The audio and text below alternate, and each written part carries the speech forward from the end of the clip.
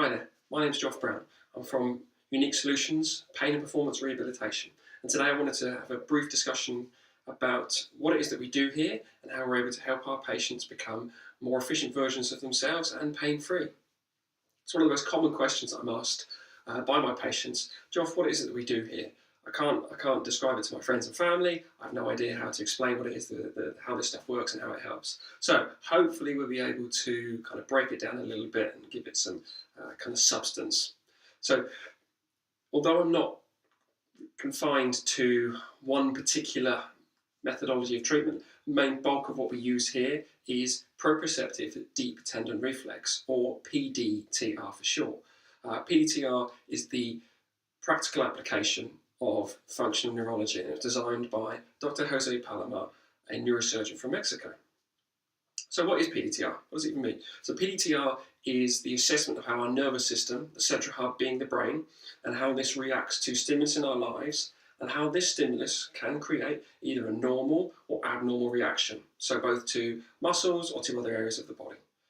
So the brain receives this stimulus. So what do I mean by stimulus? So stimulus can come in one of two forms. A physical stimulus can be a touch, a stretch, pressure, heat, or other proprioceptive information the brain and the body receives.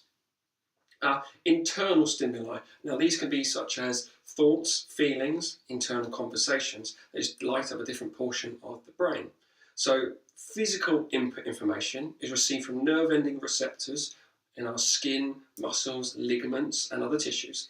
This info passes along the nerves to the spine before travelling up to the brain. And here, the brain processes this information for accuracy and threat detection. So recalling on previous experiences in our lives before deciding on how to react to this.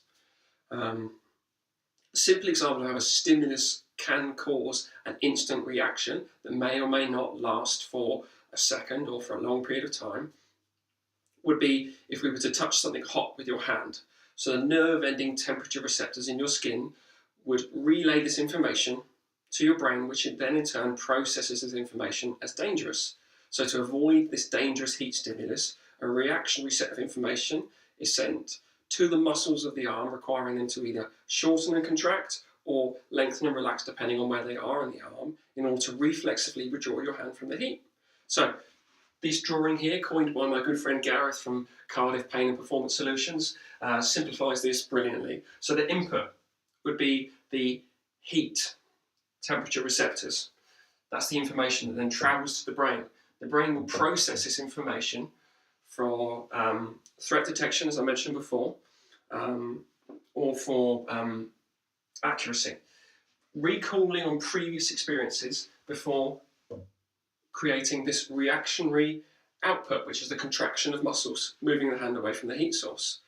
So PDTR uses manual muscle testing as a base to assess whether the information relayed to the brain, for example, the heat receptors, and whether this creates a normal or abnormal reaction in the muscles of the body or other systems. So if you've ever bent forward or and your back has hurt for no good reason, or if you've ever got nervous for a job interview or a date and had real strong butterflies in your tummy, these are two further examples of how physical movement and internal thoughts, emotions, and how they can affect us physically. So why is it important to understand and to assess stimulus in our lives? Well, it's important because the why we feel pain is the most important question that needs to be answered when treating pain or other symptoms in the body. So by assessing the triggers at a micro level, whilst taking into account all of your previous history and experience, we're able to not just guess what could be causing a symptom, we're able to break it down into its component parts, all these individual triggers, all these individual stimulus that the body receives. It could be a stretch in a particular ligament, it could be an emotion related to a traumatic event. Any of these could be causing abnormal reactions in the body. So we assess these triggers and their effects on the body, and we treat those triggers using a neurological approach.